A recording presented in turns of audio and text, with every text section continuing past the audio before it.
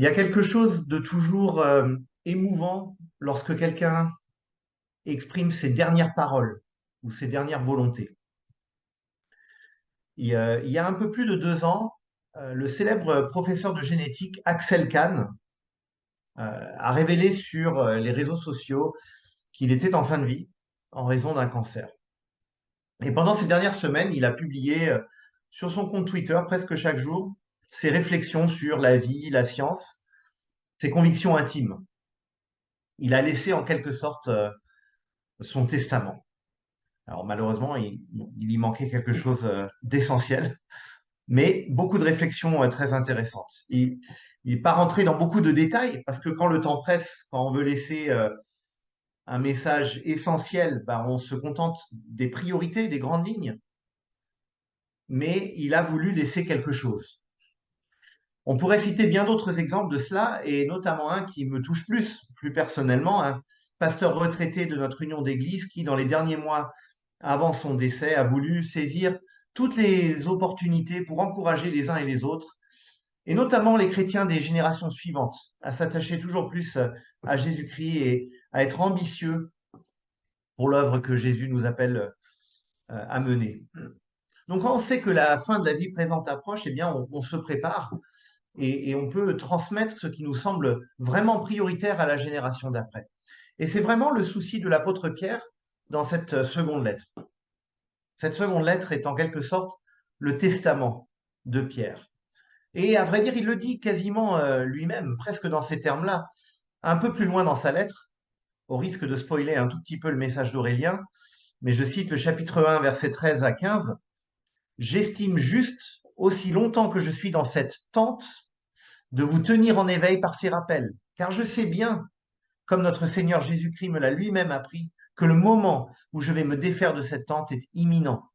Mais je m'efforcerai de faire en sorte qu'après mon départ, vous puissiez en toute occasion vous souvenir de tout cela. Donc Pierre arrive à la fin de sa vie et il écrit dans cette seconde lettre son testament en quelque sorte.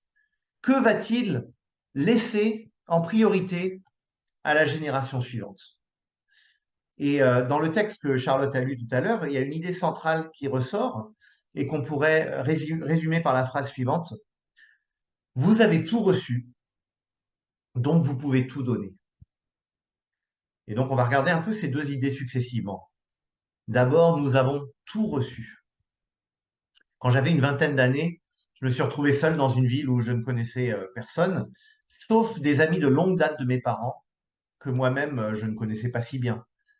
J'avais un avion à prendre le lendemain matin, mais suite à un imprévu, dont à vrai dire j'ai oublié les détails, il me fallait un endroit où passer la nuit. Alors j'ai pris mon courage à deux mains et j'ai appelé ces gens en leur demandant si par hasard je pourrais dormir quelques heures sur leur canapé. Et j'espérais avoir simplement de quoi vraiment m'allonger quelques heures avant de prendre un taxi aux aurores pour aller à l'aéroport, ou les transports en commun, je me souviens plus.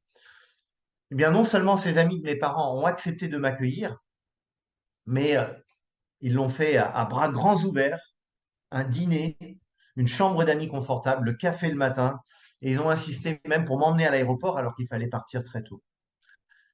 Et c'était tellement au-delà de toutes mes attentes. Et je me souviens m'être dit, ça c'est de la grâce, ça c'est vraiment la grâce, un exemple de grâce. Cette bonté qui surabonde, cette belle surprise qui change la donne alors qu'on n'a rien fait pour le mériter.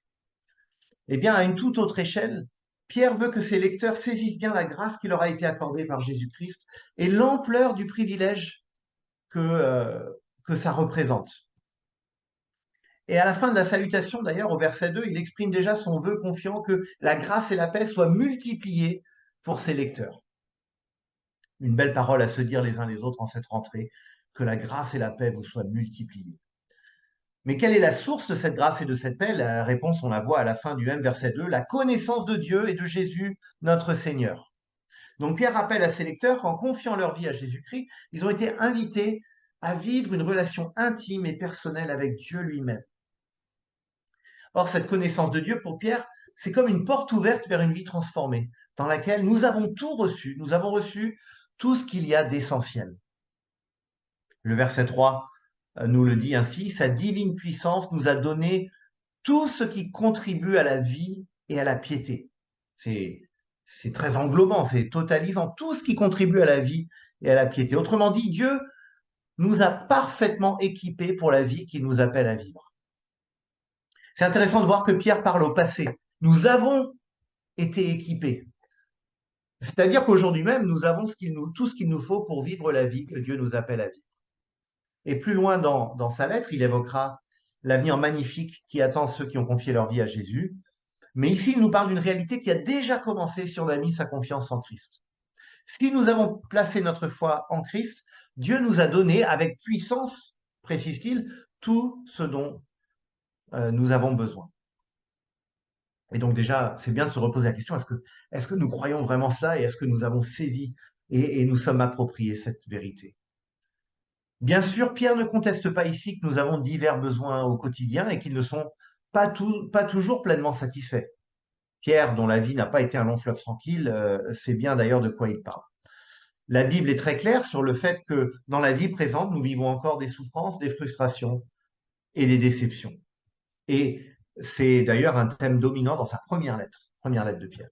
Mais ici, Pierre veut que ses lecteurs comprennent que Dieu leur a déjà donné ce qu'il y a de plus important. Verset 3, en nous faisant connaître celui qui nous a appelés par sa propre gloire et sa propre force.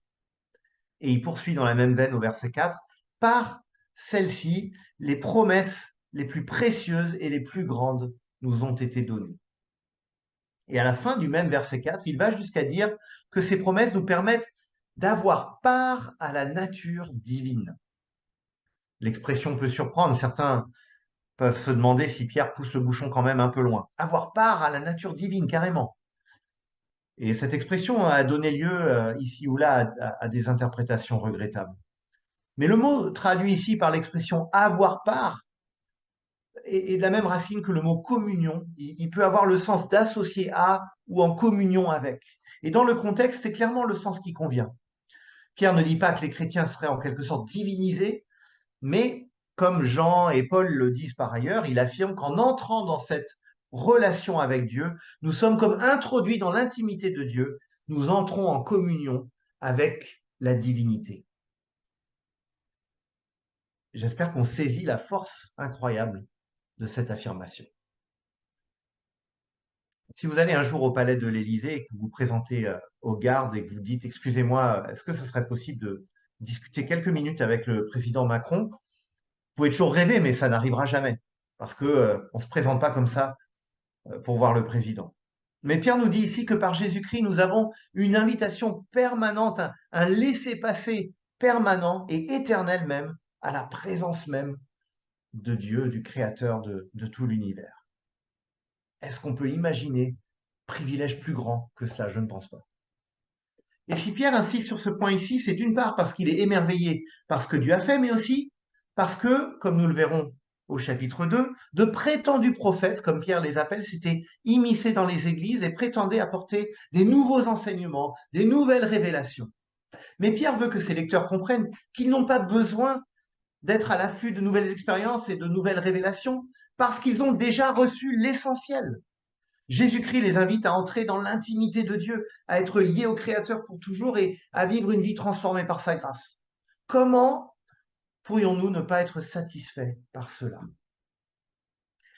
Évidemment, ce message est pertinent pour nous aujourd'hui. D'abord parce que le monde nous propose beaucoup d'ambitions autres que la connaissance de Jésus-Christ. Beaucoup de choses attrayantes. L'ambition professionnelle, l'ambition sociale, l'ambition financière, l'ambition familiale, l'ambition sportive ou tout ce qu'on veut, culturelle, etc. Ces choses ne sont pas mauvaises en soi, nécessairement, et parfois sont même bonnes dans le bon cadre. Mais souvent, derrière un visage attrayant se cache, comme Pierre l'écrit au verset 4, la pourriture, la corruption dans d'autres traductions, que le désir entretient dans le monde. Par le désir, il faut comprendre ici les mauvais désirs, bien sûr, la convoitise. Des idoles qui suscitent l'envie, mais qui ne pourront jamais satisfaire. Pierre veut qu'on comprenne que nous avons reçu quelque chose d'infiniment plus précieux que toutes ces fausses espérances. Or, nous savons probablement par expérience que dans les églises se diffuse parfois cette idée qu'il faut être sans cesse à l'affût de nouvelles expériences, de nouvelles révélations en tout genre. Et pour être clair, je ne me limite pas aux églises de sensibilité charismatique comme on peut parfois poser ce regard sur elles, mais c'est quelque chose qu'on trouve également dans des églises plus traditionnelles comme les églises du réseau FEF. Peut-être sous une forme différente, mais toujours aussi à la recherche toujours de nouvelles expériences, ou d'un secret caché pour connaître la plénitude de la vie avec Dieu. Mais Pierre le martèle à 3 reprises dans ce texte. Ce qui compte, ce qui est essentiel pour la vie avec Dieu, c'est la connaissance de Jésus-Christ.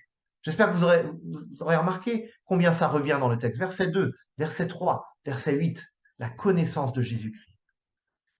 Dieu nous a fait la grâce de connaître son Fils, celui qui nous a donné comme Seigneur et Sauveur. Voilà ce qui doit retenir notre attention et combler notre cœur.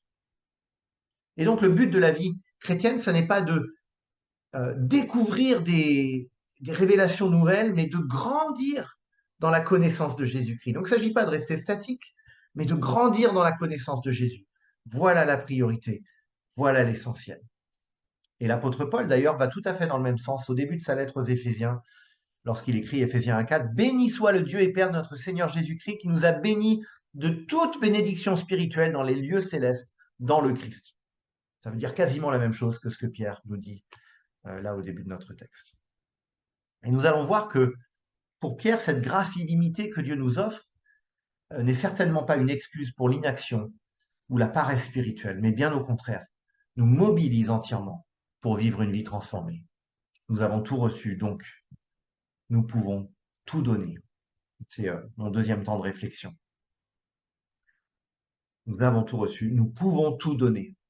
Dans son premier discours, alors qu'il venait d'accéder au pouvoir dans le Royaume-Uni en guerre, Winston Churchill a eu cette très célèbre phrase: « Je n'ai rien d'autre à offrir que du sang, du labeur, de la sueur et des larmes. » Je me demande ce que diraient nos spécialistes de la communication moderne à propos ou plutôt nos spécialistes modernes de la communication, à propos de ce slogan: démoralisant, contre-productif, déprimant. Comment est-ce qu'on veut motiver des gens lorsqu'on leur dit qu'on n'a que de la souffrance à leur offrir? C'est vrai qu'on entend rarement des personnes politiques aujourd'hui nous promettre du sang et des larmes. Et pourtant, on se souvient de ce discours comme l'un des plus grands du XXe siècle. Comment expliquer cela? Qu'un discours aussi négatif en apparence ait pu autant frapper les esprits et galvaniser un peuple? Et je pense que la réponse, c'est que l'homme est prêt à souffrir s'il est convaincu que cette souffrance est nécessaire pour atteindre un bien supérieur. Et pour les Britanniques, capituler face aux nazis, c'était pire que de souffrir en défendant leur pays. Et par conséquent, la fameuse phrase de Churchill n'a pas été perçue comme démoralisante, mais a plutôt permis une prise de conscience de la gravité de l'enjeu, du fait qu'il fallait tout donner pour parvenir au bien souhaité. Évidemment, l'analogie a ses limites, j'en conviens. Mais au verset 5 de notre texte, il y a une transition qui peut surprendre. Pierre vient de souligner qu'en Jésus, nous avons tout reçu.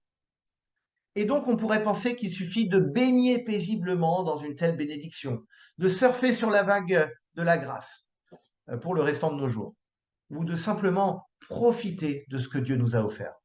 Non? Pas tout à fait. C'est pas ce que Pierre dit. À partir du verset 5, on note combien il est question d'efforts et de durs efforts. Et ce qui est frappant, c'est que Pierre fait le lien entre la grâce reçue et les efforts demandés. Il vient de rappeler tout ce que les chrétiens ont reçu par Jésus et il poursuit, verset 5, pour cette raison même, le fait que nous avons tout reçu, faites tous vos efforts pour joindre à votre foi la force morale, à la force morale la connaissance, à la connaissance la maîtrise de soi, à la maîtrise de soi la persévérance, à la persévérance la piété, à la piété l'affection fraternelle, à l'affection fraternelle l'amour. Tout un programme. Pierre invite ses lecteurs à tout donner au sens de réorienter entièrement leur vie pour cultiver avec effort ces qualités nouvelles. On n'aime pas forcément entendre ce genre de choses, peut-être surtout de notre temps. Mais surtout, vous me direz peut-être, comment comprendre qu'il faille faire des efforts dans notre relation avec Dieu, alors que Pierre vient de nous dire que nous avons tout reçu? Et si vous ne me dites pas cela, nos paroissiens certainement se posent cette question.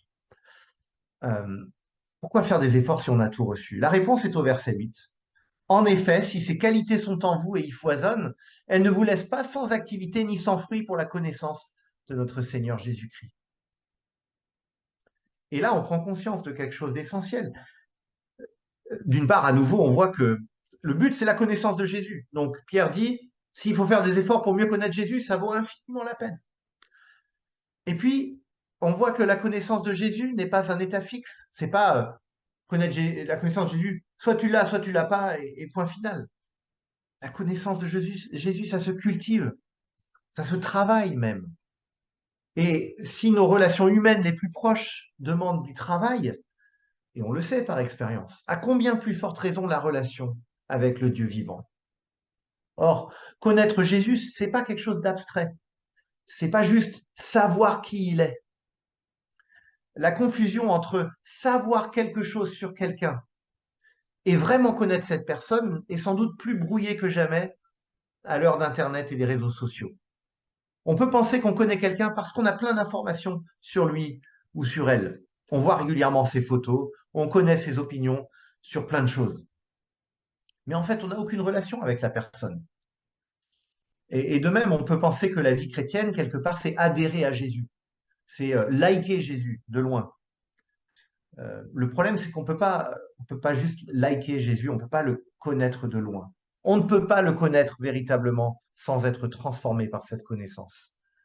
Entrer dans une véritable relation avec Jésus, c'est entrer dans un processus qui va profondément changer notre regard sur le monde et la vie, qui va réaligner nos priorités, qui va bouleverser notre vie. C'est tout donner au sens familier, j'ai tout donné, mais aussi au sens propre, tout donner à Jésus. Car il a autorité sur chaque aspect de ma vie, mon travail, mes relations, mon argent, ma sexualité. Et même si on est régulièrement tenté de se garder un petit domaine réservé quand même, ici ou là, c'est illusoire, car de toute façon, rien n'échappe ni à son regard, ni à son autorité. Et c'est ce que Pierre souligne ici. La connaissance de Jésus demande des efforts. On note que les qualités que Pierre évoque au verset 5 à 7 ne sont pas spectaculaires. Ce sont des vertus qui prennent forme avec le temps et qui demandent du travail, de l'endurance. Et ce sont des qualités qui témoignent chacune à leur manière d'une intimité grandissante avec Jésus, lui qui les a parfaitement incarnées. Il est probable que dans sa manière de formuler les choses, Pierre ait à l'esprit une sorte de cercle vertueux, un processus par lequel chaque qualité nourrit l'autre. Plus on a de foi, plus cela s'exprimera par les qualités morales, qui à son tour donneront lieu à la connaissance, qui elle-même suscitera la maîtrise de soi, etc. Et ça doit nous encourager. C'est-à-dire que Dieu ne nous donne pas une liste écrasante de choses à faire, mais il nous invite plutôt à entrer dans cette dynamique de la connaissance de Jésus, à réorienter notre vie pour chercher à le connaître de mieux en mieux. On sait par expérience que quand on aime quelqu'un, que ce soit dans le couple ou dans les relations familiales ou avec nos amitiés les plus proches, quand on aime quelqu'un, on s'intéresse à la manière de vivre et de penser de cette personne. Et si c'est quelqu'un de vraiment proche, on va se laisser influencer et changer peu à peu par les valeurs et les goûts de cette personne. Après bientôt 15 ans de mariage à quelqu'un qui a un sens esthétique très prononcé, je m'intéresse un peu à la déco. C'est dire, c'est dire. Quand on aime Jésus, on se laisse a fortiori changer par son caractère. Lorsque ce n'est pas le cas, alors, écrit Pierre au verset 9, c'est peut-être qu'on a oublié ce qu'il a fait pour nous. Et les mots sont sévères. Verset 9, mais celui chez qui elles ne sont pas présentes est un aveugle, il a les yeux fermés, il oublie la purification de ses péchés d'autrefois. Mais Pierre n'écrit pas ces lignes pour que nous soyons découragés. Rappelons que pour lui, ces qualités, encore une fois, ne sont pas une checklist écrasante de choses à faire, mais des moyens de mieux connaître Jésus. C'est donc enthousiasmant et ça devrait nous réjouir. Un jeune homme transi d'amour sera heureux de faire de grands efforts pour sa fiancée. S'il faut faire des kilomètres, s'il faut passer des heures au téléphone, trouver du temps même quand on est surbooké, eh bien il le fera avec joie. Parce que sa relation avec sa fiancée lui est tellement précieuse. Et le temps, il le trouvera. Il aura sans doute plus de mal à faire ces mêmes efforts pour son grand-oncle par alliance ou a fortiori pour une vague connaissance.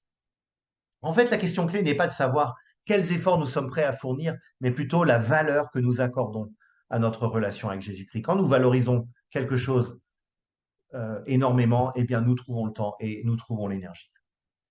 C'est pour ça que si en écoutant ce texte, vous vous sentez remis en question par la parole de Dieu, comme je l'ai été moi-même en travaillant le message, le premier réflexe, il me semble, n'est pas de se dire, oh là là, faut que je trouve le moyen d'avoir plus de foi, plus de qualité morale, plus de persévérance. Mais la première question que je dois me poser est la suivante.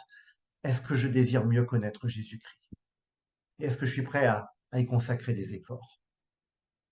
Et si on avait des doutes sur ce qui était en jeu, Pierre le rappelle au verset 10 et 11, en bouclant la boucle quelque part avec le début du texte. Il rappelle l'incroyable privilège du disciple de Jésus, qui a été appelé et choisi. Et ce qui lui est promis, ce qui nous est promis, c'est l'entrée dans le royaume éternel de Jésus-Christ, notre Seigneur et Sauveur. Et cela arrivera en ce jour où cette vie nouvelle qui nous est promise et qui a déjà commencé par l'œuvre de l'Esprit en nous, trouvera son plein accomplissement dans un monde entièrement renouvelé, une nouvelle terre dont Pierre nous reparlera au chapitre 3. Ainsi, faire des efforts pour vivre autrement, dans l'obéissance à Dieu, souvent à contre-courant du monde. Ce n'est pas s'épuiser par stoïcisme ou par devoir religieux.